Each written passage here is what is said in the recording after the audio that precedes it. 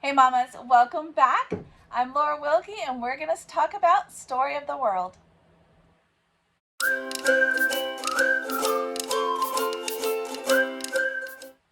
Alright guys, welcome back. Like I said, I'm Laura Wilkie with Down Home with Lemon Pie. I'm so glad you're here. This is Homeschool Fellowship Friday and I am excited to share with you guys my honest opinions on Story of the World. The things I like and the things I don't like about it, whether or not we're going to continue using it next year, what we think about it, and yeah, so I just want to share with you guys how it works. If you watched Wednesday's video, I showed you guys how we use it in our home. I did a do a lesson with us video. I showed you like a day in the life, how we utilize this program in our home, what it looks like, the activities that are involved. I showed you guys that, but I wanted to elaborate a little bit on that in this video and show you guys a little bit deeper and kind of tell you more of what I think about it and what I think about it going forward. So let's get started with Story of the World. This is the third version that we are doing this year. We started with the first one, which we actually did last year. It's a long story, but we skipped the second one because of we were traveling and we wanted to do something that included American history. So we did skip the second one, and it is actually in storage right now and I cannot access it. So what I'm going to do going forward, I'll talk about that in a little bit at the end of this video, so stay tuned. But we went ahead and this year have been working our way through the third version. There are 4 of these in the series. They are well done as far as giving you an idea of history of the entire world. The early ones, I do hear some things back and forth about whether or not they are including God, especially in the first one that covers creation, and I'm going to say yes, absolutely it does. It also gives you an idea of what was going on in other parts of the world at the same time, which is very helpful if you are wanting to raise worldly children, globally minded kids, kids that are concerned about other countries, missions, those kinds of things. It is very helpful for them to understand how these countries came to where they are now. It has been eye-opening, enlightening for my own education, because this is not the kind of stuff that is taught in a public school.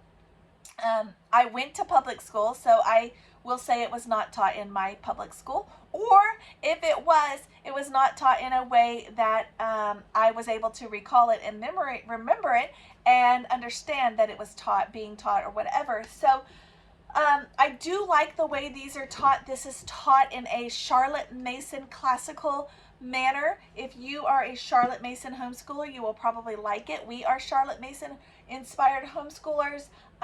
This does say history for the classical child, and it is done in a very good way. Now, what I meant about that is that it is told in a way that is interesting to children. The information here is not textbooky. It is more story. It is like you're telling your children a story, like almost like you're reading to them like a fairy tale or something like that, but it's real people, it's real history, it's really what happened. And it has been so interesting. It has been interesting to learn about the king who called himself literally conqueror of the world or king of the world. It is interesting to learn about these kings like you read about in Judges and in the Bible, how they continue to make mistakes, and this is like almost like the continuation of that, because you see those same people being brought to power, those same kinds of people being brought to power and making all kinds of mistakes along the way, and you know, following their friends. There's so many ways, if you are familiar with your Bible, that you can bring your Bible back into this. But yes, at this level, the level 3, I do not see God mentioned as much as I would have liked. And that is like I said, if you're familiar with your Bible, that would be fine. If you feel like maybe it's not so much, you may not be able to make those comparisons as easily, and you may need something a little bit different, and I'm not sure what that might be at this time. I haven't done a lot of research, but let me tell you how this works. I did purchase, this is the book that you read. I did purchase this, and I purchased the activity book. Now, the activity book, I did have a wonderful reader who encouraged me and recommended that I split the activity book. So this is the activity book as a whole. I took it and split it into 2 sections, as you can see here, as was recommended to me, because the first section is like the teacher's manual, which honestly you do need. It gives you so much more information that is so good. The second part of the activity book, once again, these are purchased in one set. So when you buy it, you get the whole thing. I did take them to, or my husband actually took them to like Staples, had them split them, separately bind them so that I could utilize them individually without it being a giant heavy book. This part here, which is at the back of this one, is the activity sheets, the worksheets, the coloring pages, the things that you would print for your children. And if you are using this in your home with your family with multiple children, you can make multiple copies of these pages. It is in there. So if you are concerned about that, the copyright issue is there.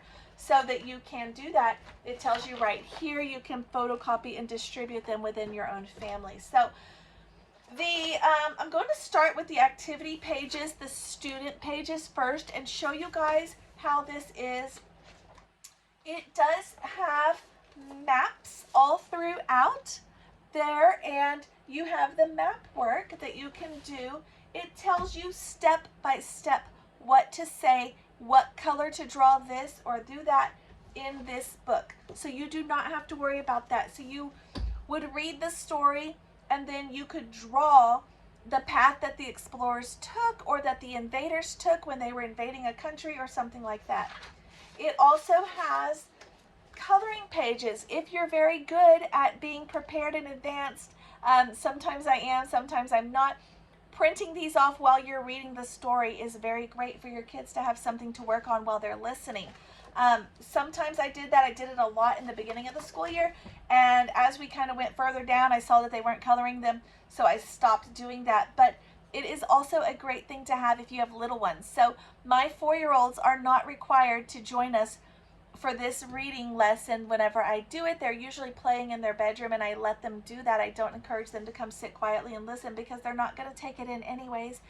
But I have 4-year-old twins, and one is super excited to play. One wants to be involved in homeschool, so I do sometimes have this available for her to color. Even if it's not the picture for the story we're reading, I usually try to have it available so that she is able to color it if she wants to. So there are map things in this activities. It tells you at the bottom which chapter it's for so that you know where you're at. And then it has all the activities for that chapter. So some of them have more, some have less. One thing that I did not like about this program is that, and I talked about this in my update video, halfway through the school year, is that some of the activities seem to be promoting the bad guys in the book. Okay, so you read the story and it says, you know, these people did this and they did this and they did this and they weren't good people. And then it might say something like, here, create this exact same thing that they were doing that was wrong. Why don't you create it too? And it just seemed a little wonky to me. So you do want to kind of be cautious of that. This is not the first time I have seen this. I have seen it in another program that we used to use, and I have seen it in another book that we used to use. I saw it in My Father's World when we did Exploring Countries and Cultures. I mentioned it a lot. I did monthly update videos for that curriculum. They are linked below. And I talked about it each time we came to a new country that we were studying, what we saw and what we learned. And that is something that I also saw in the, I think it was called Global Art book. It had a lot of times people that were worshiping other gods or things that weren't Christian, and then it wanted you to create a piece of work that they would have used to worship those other gods, okay? And so I did not want to incorporate those things. So as we went along, I talked about it, like I said in those videos. If you're doing exploring countries and cultures, which is a fantastic thing to study, it was one of our most favorite years. Aside from that, just keep your eyes aware. You don't, just because something says that it was written by a Christian, something says, or something is popular in the homeschool world, God gave us those eyes to discern his truth. And sometimes, even if it is very popular, it is not always right. And so you kind of need to be aware of that. But on the whole, I would say that this is a good book. We have learned a ton. Sometimes it has, I'm trying to show you guys, for example, okay, so this one we found very educational. I thought this was amazing. And actually, I was reading a book about a homeschooler, or maybe it was an article, I can't remember exactly, and it's been months. And she was saying how she went to college, and when she got to college, she was praised by her history teacher because she was the only student in the whole class. The others were, I guess, public school kids who had ever read the Mayflower Compact. And when I saw that it was included in here, and not only included, but in a way that we could create one for ourselves, it was actually included, the actual one to read, and then you could create one for your family. I thought that was awesome. So things like that, I thought this program did a really good job on, and making it over the top educational but interesting as well. There are tons of things. These are, for example, here it was talking about the fire of London. And then on the very next page, it had an activity where you could print this out and build like a little house to do an activity to replicate that, or to symbolize that. There were some things like this that might be interesting for your kiddos. Masks that they can do. There were some paper dolls that I thought were kind of cool. I don't like that they're called paper dolls because they're not technically doll-like things. They're more like this. But I still think they're cool, and the kids enjoy doing some of that as well. There are some board games. Now, I will say I have not actually utilized any of the board games that it has in here because they're a little tricky to use. Number one, because I'm not that good at planning ahead, and so sometimes I don't even just have time to do it. Other times the kids I know aren't interested. This one in particular, it wanted me to enlarge it to 11 by 14, which I didn't have that kind of paper, and I could have used it small, which would have been fine too, but they weren't really interested in the games. I do like that they're included though, because these are the cards for the games, because if we wanted to do that, and it's likely because I have so many that are so small, we may want to go into that as well, but when they're a little bigger, if we come back through this program again. So there's different things. This is talking about the 3 branches of government. I haven't actually gotten this far, but it's talking about the branches, and it's got some sort of little game here, template for us to do to learn that. And so that one might be extra interesting. Here's like a word search, just different things. Now, I did buy the second volume. However, we moved shortly thereafter. It got packed into a box with all of the stuff for that school year, which we were planning to do, and we're doing something different. I'll talk about that later, but we're not going to, I don't have that one to flip through, is what I'm trying to say. And because I don't have it to flip through, I cannot tell you as much about it, but I did pick up the 4th level, okay, so volume 4, at a thrift store recently, the activity book. Okay, and I flipped through the activity book, and I was not as impressed because this program, if you are a family, may not be the best fit, only because it grows with your child. So I did not expect that. I thought all 4 levels would be similar in the age range that they were appropriate for. However, when I was flipping through the teacher part of the manual, and I'll talk a little bit more about that in just a second, but when I was flipping through it, it looked like it was for a little bit bigger kids, and my little ones who are just getting up to that age to be interested might be really lost. I don't know. I'm a little concerned about that. I also am not impressed, and I did do this one in this, do a lesson with us. We did the Revolutionary War, which was the chapter from this book, and I am not pleased that they covered the entire American Revolution, the Boston Tea Party, all of it. The battles, the Bunker Hill, the George Washington, everything involved with the American Revolution in one chapter. And the way these chapters work, you usually do one chapter a week, and the chapters are really short. So this would be like a chapter. You've got the one page. I do like that it has the map individual for each one. It's right there at the beginning of the chapter, so you can access it. You're not having to search through and find it each time. But you read that first page, you read these 2 pages, and this for this chapter, and then it has a second section. Sometimes it has a third section. And so each chapter takes about a week. I usually read one section a day, so because it's a lot of information. So that what I just showed you would be like one day. It was about 4 pages or 5 pages, and then the next section is here. This would be another day, and this one is 1, 2, 3, 4 as well.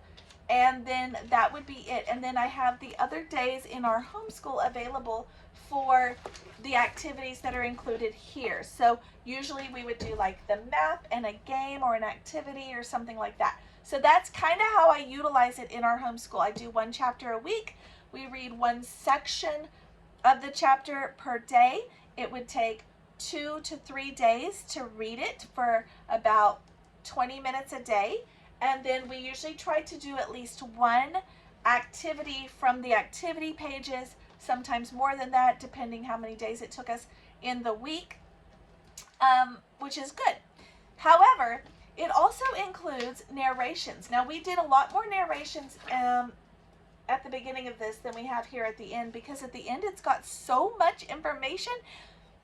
It's a little challenging to narrate it. It does help you out, though, in this teacher manual. So I'm going to show you guys chapter 1. I'll just show you this. So I'll just show you guys chapter 1 here.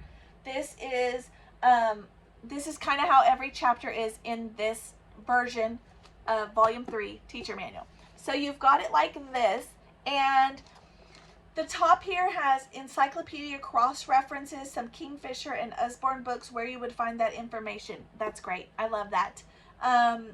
I think that is a great thing just to have available out on the table for the kids. The next section, so this one has the Holy Roman Empire as the first section that you would read in that chapter, and then it has questions that would go with that. So the first section is the Holy Roman Empire. You would read these questions if you wanted to ask your kiddos questions. Usually I have questions I can just ask them off the top of my head from having just read it. But if I needed that assistance or something, they're here for me. I love that. Next is the narration exercise. Sometimes I will ask them to narrate out loud for me.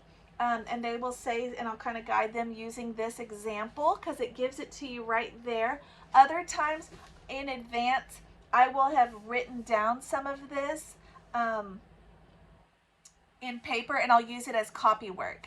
And so I will write it nice and big on lined paper, and then they will copy it cursive or print, depending who I need. So usually I have to do it twice. And I'll not usually include every single sentence. I usually just cover as much as will fit on one paper. And I do like where I write the words big so it kicks up 2 or 3 lines so that they can really see to copy that. And I'll use that as copy work. So that is a way you can do it as well.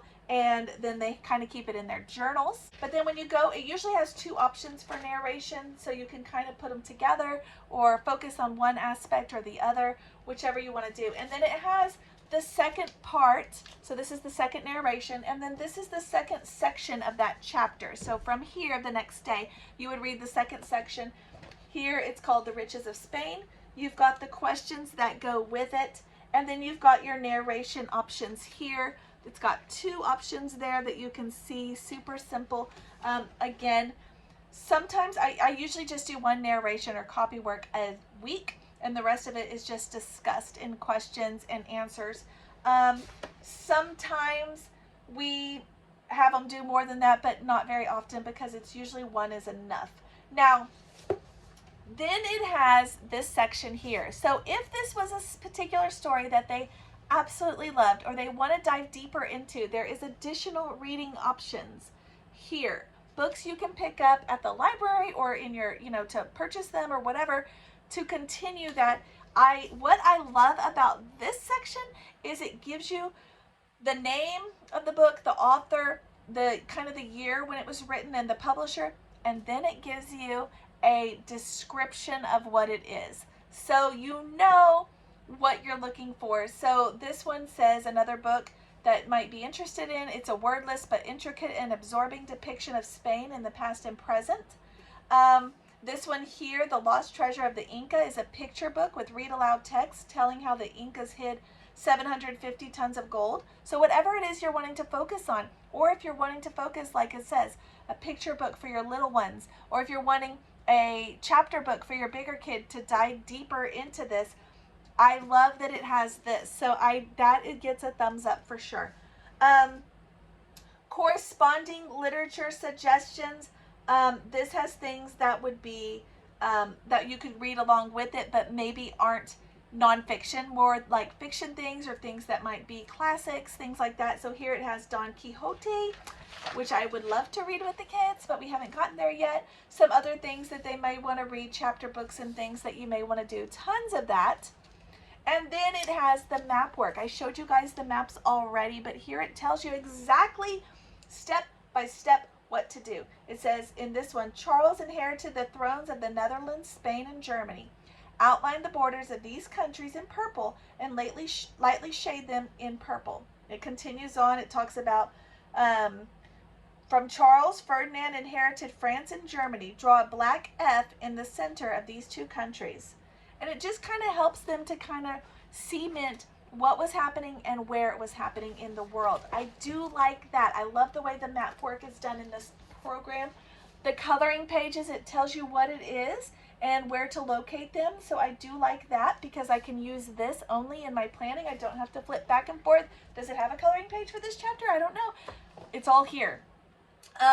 Then it has some projects. I like the projects, and that's something I really want to focus on more next year. In fact, we're going to add a time in our day that's called project time. So I'm excited to share that with you guys later. But this one has some information. So this one has a math activity. It tells you what subject it is right there, and then it tells you how to do the activity step by step. If it has things that you need to print, they are already here. They're in this, which, like I said, this is one book, so it's at the back of the book.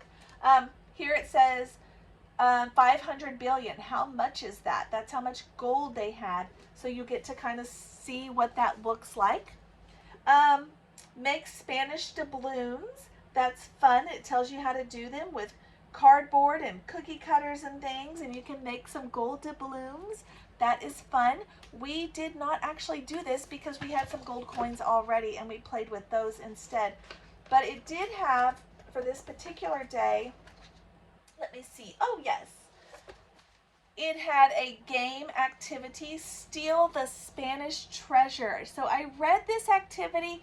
I considered it, but we decided not to do this activity because it was them basically being the bad guys. I'm not saying they can't be the bad guys. I just don't want to teach them to focus on that. If it happens in their play, that's fine, but I don't want to lead a game and say, okay, we're all going to be thieves and we're going to practice how that looks, how stealing looks.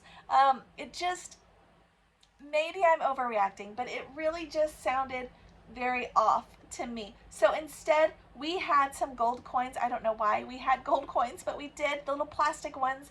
And instead, the kids just hid them out in the yard and took turns finding them, almost like you would with Easter eggs, and took turns looking for treasure. And we kind of took this idea and changed it for ourselves. So I do like that that can happen. I call that God schooling. There's a book about that that I'm reading, and it just kind of validates what I've already felt in our homeschool, that sometimes God puts ideas and things in our minds and our brains, leads us to certain things to kind of help us with this journey as we go along. And then the next one was, which we would have done this, but we really didn't have a spot to do it, but this would have been super fun. Make a mine shaft. We didn't do this one because we actually went on a field trip and visited a mine shaft, which I did a video for that as well. And there's a video of them hunting the treasure too. If you go back a few videos in our Watch Us Homeschool Wednesday, there is that too, and the other one is in the field trip playlist linked below. But that is basically how this program works. It is super detailed. It is flush with activities and information and extra guidance to help you along your journey, which I absolutely love. Going forward, what are we going to do? I don't know. I'm going to be looking into, I want to do level 4 next year, and then when we get back to level 2, we'll get back to it. But for now, I want to continue and do level 4. So next year, we will continue this program, level 4. Like I said, I'm a little bit put off by the activities because in here, like the narrations are written out very detailed and very well done. In the level 4, it's a little bit more figure it out for yourself, and I don't like that. It seems like it has a few less activities, few less assistance. I'm not sure why it's like that. I'm a little disappointed. When I picked it up, I was a little bit, oh.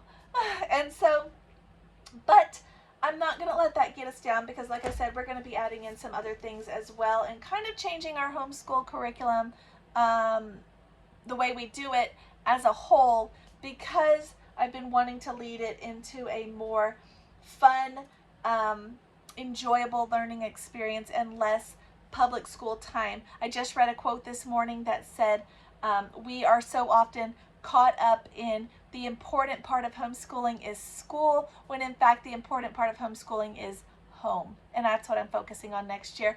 I'll talk more about that when I do our curriculum video and I get it all figured out. But for now, that is how this works. That is how we use this in our home. Like I said, I did a Watch Us Homeschool video where I showed it firsthand. I did in that video show you how we utilize media in our homeschool as well, like Roblox and Minecraft, those kinds of things to help with our educational journey. I did show you guys that as well, so that will help you to kind of see how it looks. But yeah, that's how it is. Thank you guys for joining me for Homeschool Fellowship Friday. I'm interested to know what you guys are using for history. Like I said, I'm on the fence about whether or not I want to continue this in the future. Next year we are going to continue, but going forward farther beyond that, like when my little ones are pulling up, I don't know. It seems like a good one, and by this point I have all the pieces of it, so that is exciting. But I don't know. I don't know if those down points, you know, that it covered the whole American Revolutionary War in one chapter. Fortunately, I planned kind of for that, and I had already planned in our homeschool tons of American Revolution information and books and resources. So that is covered. It's not an issue for us at this time. If you watched my curriculum video, I showed you guys that, and I'll link it below as well. But I don't know. I don't know if kind of the weird activities that it sometimes have is enough for me to say we're done, or if, you know, kind of the lack of what I considered incredibly important being left out was enough for me to be done with it. But then again, it has all of this already done for me. The activities, the extra book suggestions, which I could totally pull and get extra information, you know, if I did feel like this was less than necessary. I don't know, guys. I don't know. So going forward, as of this video, we are going to move forward to level 4 for next year. I may change that again. I don't know. But as of this video, that is the plan. Beyond that, we'll see. I don't know. Some of the stories in here are getting a little hard, so we'll see. But I thank you guys, like I said, for watching. Thank you for joining me. If you haven't already, like, comment, subscribe, share the videos. I'm not allowed to do that on most media groups because of, you know, self-promotion rules and things like that. So if you will help me out with that, I'd appreciate it. You can find me on Instagram and Facebook if you want to tag me in your personal Homeschool Fellowship Friday video, because I would love to watch it and join in, share those, kind of create a community for you guys to encourage one another and not feel like what the world tells us, that we need to be at each other's throat and competing with who has the best homeschool and who's the best mom and who has the smartest kids. We don't need to do that. So anyways, thanks guys for watching, and I will look forward to your comments. I'll see you guys next time.